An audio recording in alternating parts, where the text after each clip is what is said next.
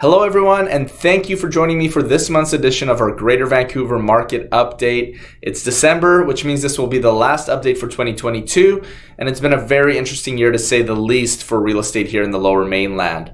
We'll be back in January to do a full review of the year that was and continue with our goal of bringing you unbiased, unspun analysis of the Greater Vancouver housing market.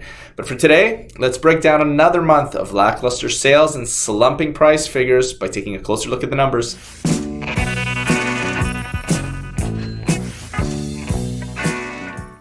All right, let's start with our sales figures, which came in at 1,614 transactions, which represents a 15.2% drop from the 1,903 sales we had in the month of October. The fact that sales are tapering off as we approach the end of the year shouldn't be all that surprising. However, at this time last year, we only saw a 1.9% decrease in sales figures from October to November. In fact, year over year, this past month's sales are down nearly 53% from a year ago. Again, real estate is very seasonal, which is why we look at numbers on a year-over-year basis. And I don't think you need me to tell you that a 53% drop in activity is a huge amount.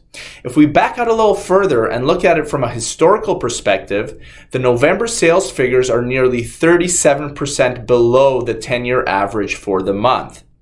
So yes, last year was a record-setting year in real estate across the board, which obviously accentuates the 53% year-over-year drop in sales. But being 37% below the 10-year average for the month shows us that it's not just record-high sales figures in 2021 that are producing these massive year-over-year drops today.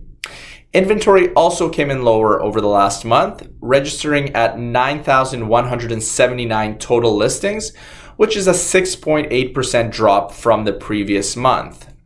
And with sales figures falling considerably faster than listings, our months of inventory crept up again to 5.7 MOI.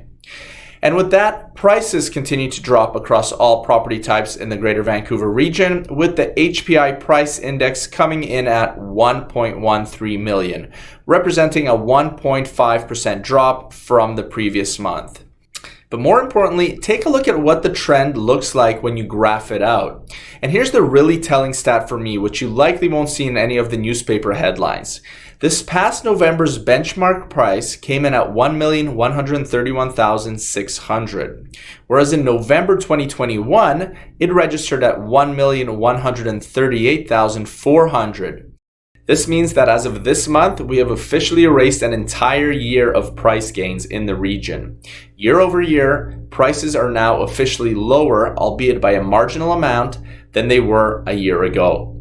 The last time we saw a year over year decrease was January 2020, right before the pandemic hit. Some pretty fascinating stuff. One of the other interesting tidbits that I'd like to talk about this month is not what's happening locally, but what we are seeing unfolding back east in the Greater Toronto area. I like to keep an eye on that market because it feels to me like they are always 2 to 4 months ahead of what ends up happening here. One of my go-to follows on Twitter when it comes to the GTA is John Pasalis, president of Relosophy Realty, and someone who I've quoted in my videos previously. A few days ago, John tweeted about 8 sub-areas of the GTA that have seen 30% or higher median price drops since their market peaked in February of this year.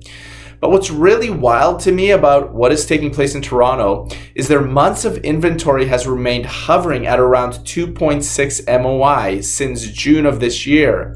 Now, you often hear me preaching about what a valuable metric months of inventory is, because it's a direct measure of supply and demand.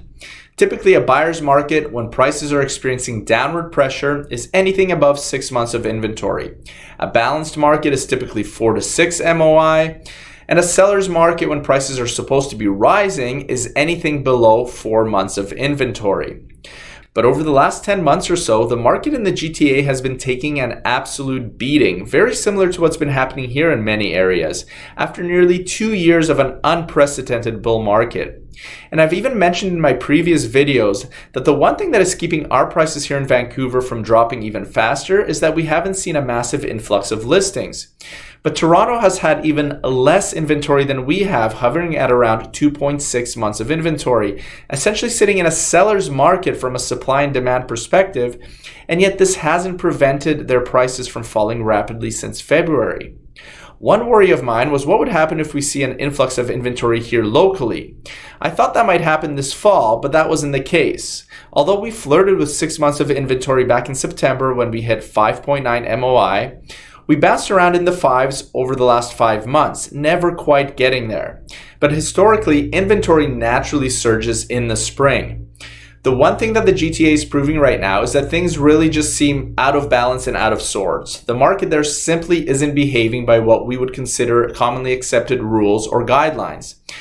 This isn't quite like anything we have seen before, at least not in recent history. Even though we clearly have a housing shortage, and we have very little inventory, prices continue to move downwards. The only thing that's really for sure right now is a phrase that we've heard far too often over the last few years. These really are unprecedented times. All right, that's it for me for this month. I'd like to wish everyone a very Merry Christmas, much health, happiness, and prosperity in the new year, and I'll see you right back here in 2023. Happy holidays, everyone.